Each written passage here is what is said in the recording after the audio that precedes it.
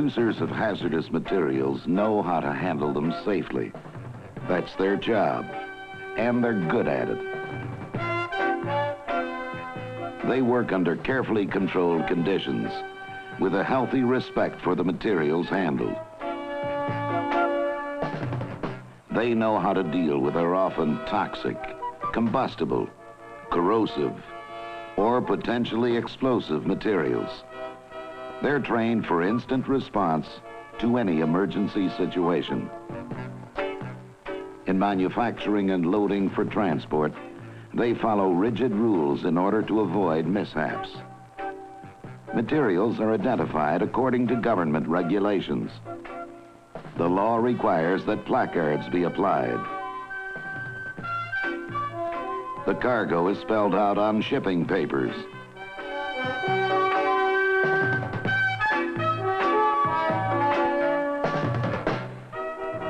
It's vitally important that carriers know the nature of their cargo and transport it in proper equipment designed and built to contain and transport hazardous materials.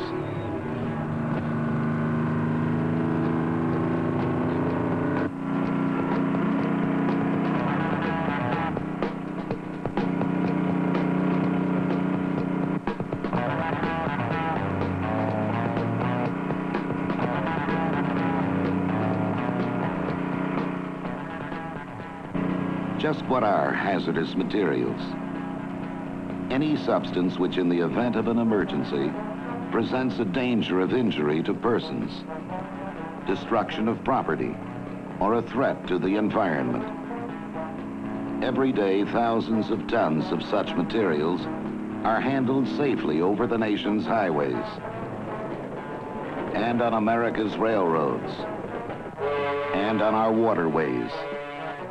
Smaller quantities wing their way through the skies. But once materials are in transit, conditions cannot always be perfectly controlled. Weather, road conditions, mechanical malfunction, traffic, another driver. Any one of these can herald trouble. For instance, when another driver decides to cut a corner and take your half of the road.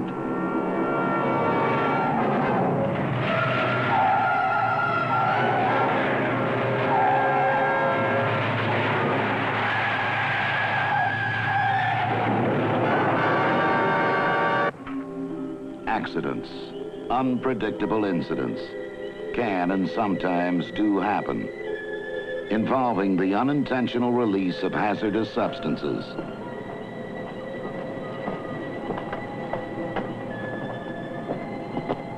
To prevent a transportation incident from turning into a disaster, everything depends on those vital first minutes.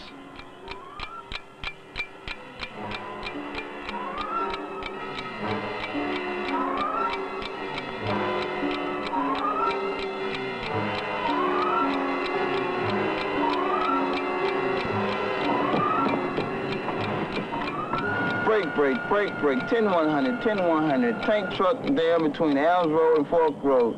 Cargo, corrosive liquid. Repeat, cargo, corrosive liquid. 10-100, 10-100.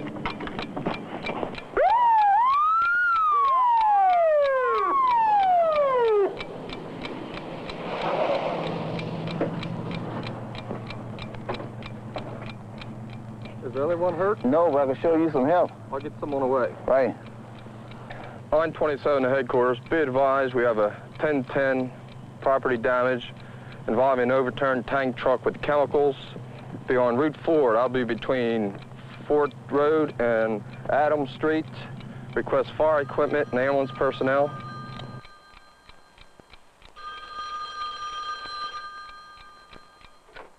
Hello?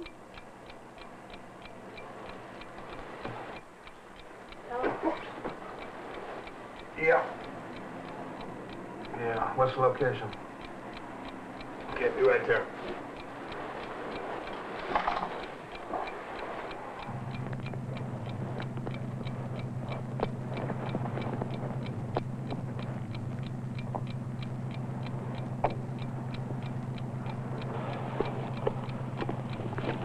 Hey, What kind of a load you carrying? Oleum, 40,000 pounds. Oleum? Yeah.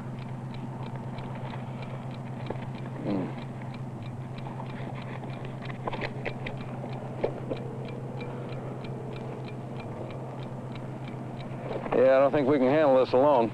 Let me use this for a minute.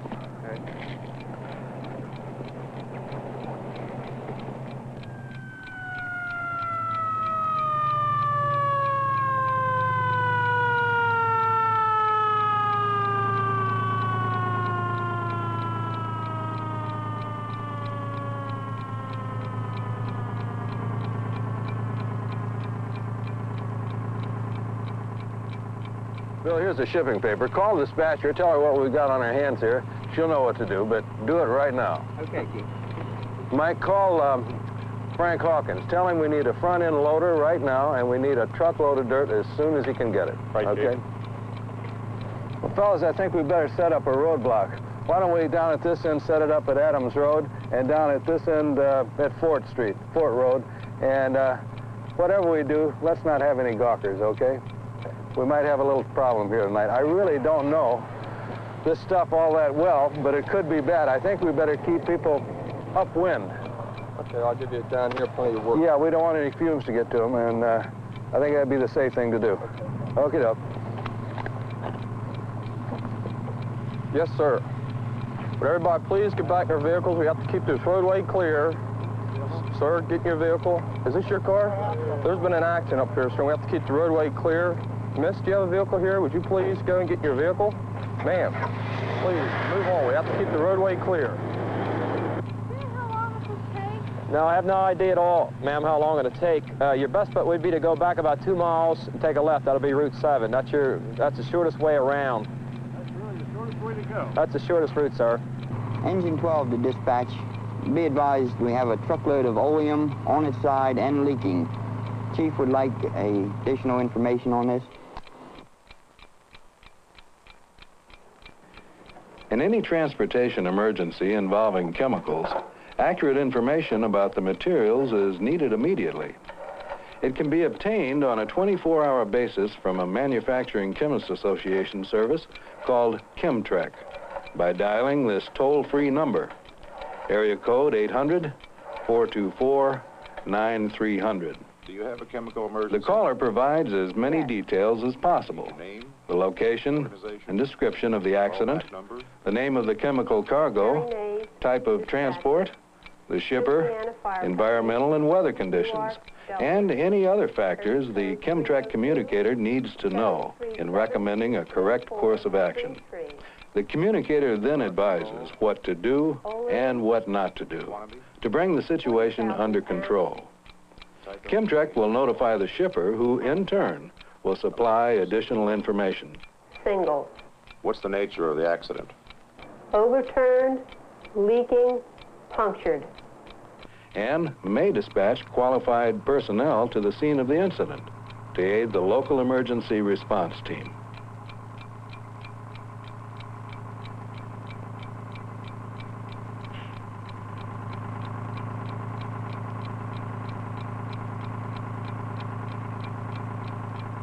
Hey, Frank, they went off at the end of the spill.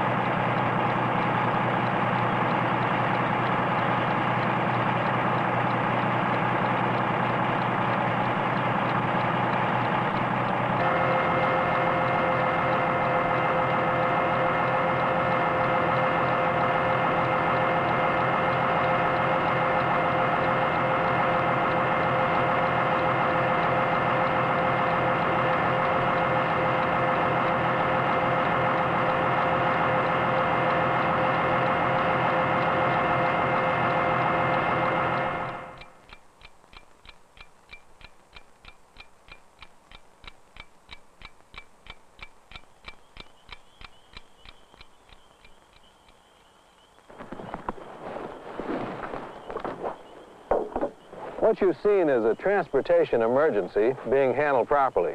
Now, you know and I know that things don't get done right simply by chance. But how does a right response at the right time come about?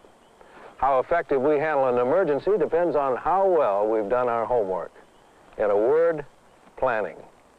The planning and training we've done long before an incident occurs. In an emergency, we've got to be on good working relationships with all people involved. Just who and what might be involved. Police, skilled in traffic control, and the police helicopter. Medical personnel, doctors, nurses, ambulance crews, trained in emergency care and ambulance response. Local contractors with earth-moving equipment. Other technically trained personnel. And most important, firefighters, trained in handling hazardous materials. Included, too, should be environmental protection people concerned with our air, land, and water. Planning should be both organizational as well as technical. It's important to know what our capabilities and resources are in advance, both in manpower and equipment, to know what's available for outside help and to know how to get it. Now, what we might need from you someday, Frank, on very short notice, is earth-moving equipment. Well, that shouldn't be any problem for us. We're on 24-hour call. It's also reassuring to know that our emergency medical services are available to help us. Planning also includes having on hand telephone numbers of individuals and agencies that know what to do when they're called upon. Rapid and coordinated communication is essential to make sure all know what to do and how to do it. What and how? The reasons for training. Training is essential, especially for firefighters, both paid and volunteer. Training should be designed to upgrade emergency response capability to handle any type of hazardous material incident. Training may be formal, such as in this classroom situation, where mock-ups and scale models of one's community might be used to good advantage.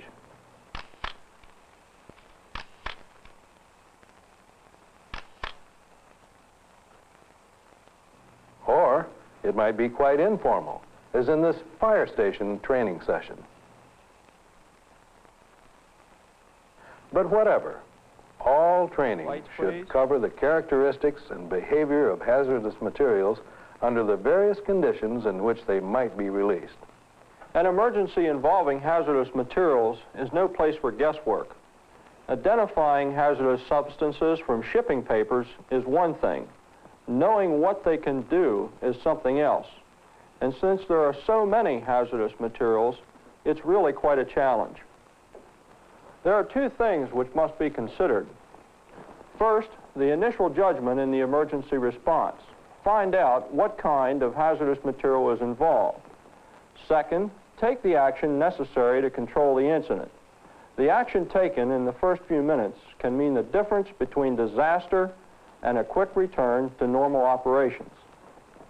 Now, you'll recall there are three things necessary to make a fire: fuel, heat, and oxygen.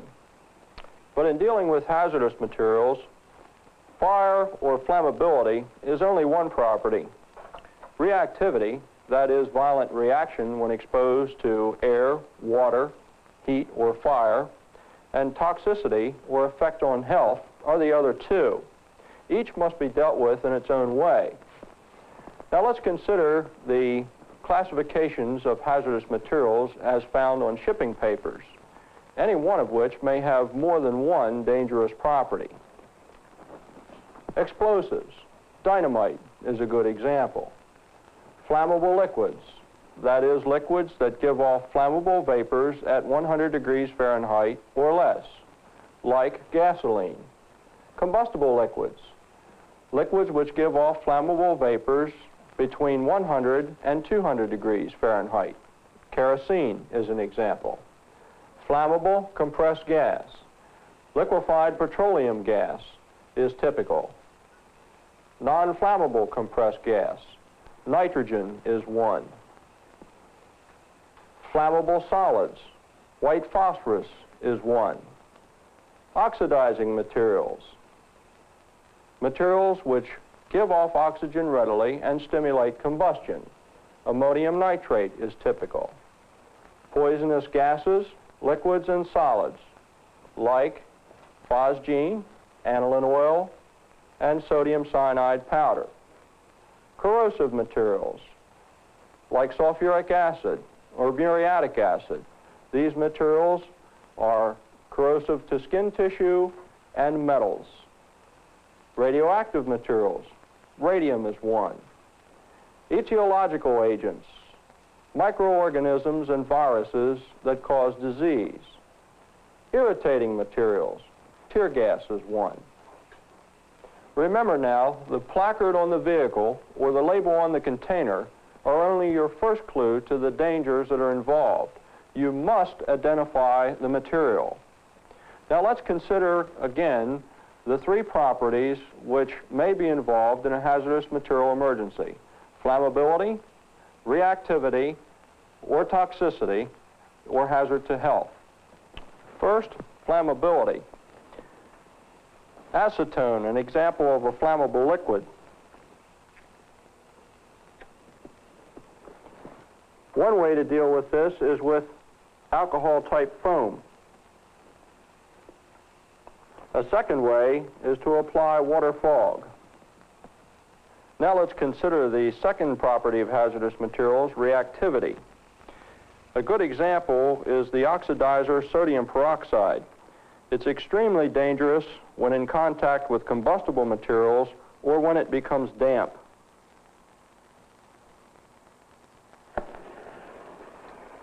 The proper response to this substance may be to let it burn itself out, or if available, apply deluge quantities of water. In any case, prevent exposure to life and property.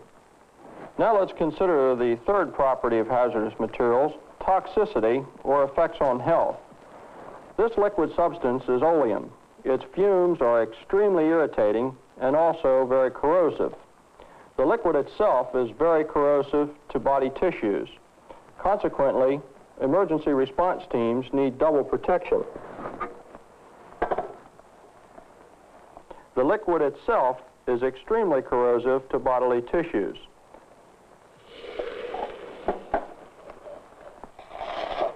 The proper response to this type of material is to flood bodily contacted areas with large amounts of water, knock down fumes with water fog, and blanket the substance with high expansion foam.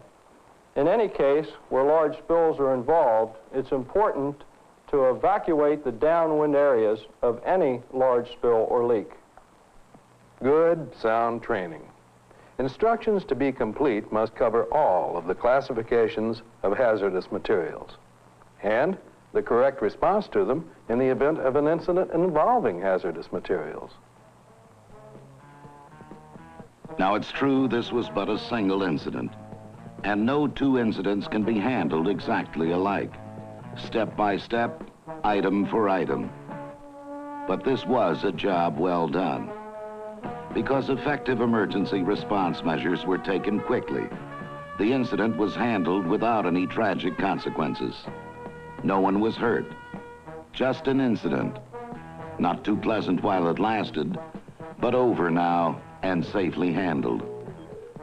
Because sound planning in advance and sound training made sure that the proper people took the proper action.